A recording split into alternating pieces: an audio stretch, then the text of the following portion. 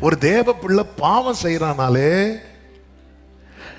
பிசாசானவன் தேவனோடு யுத்தம் பண்ணுவதற்கு அவன் பிளாட்ஃபார்மா மாறுறான்.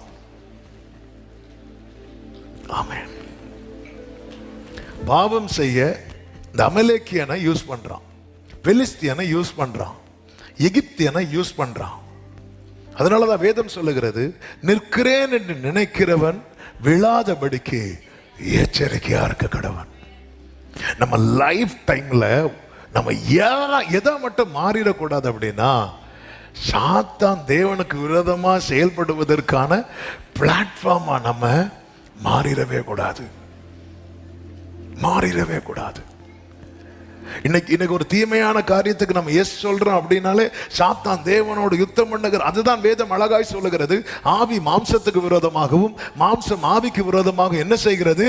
போராடுகிறது.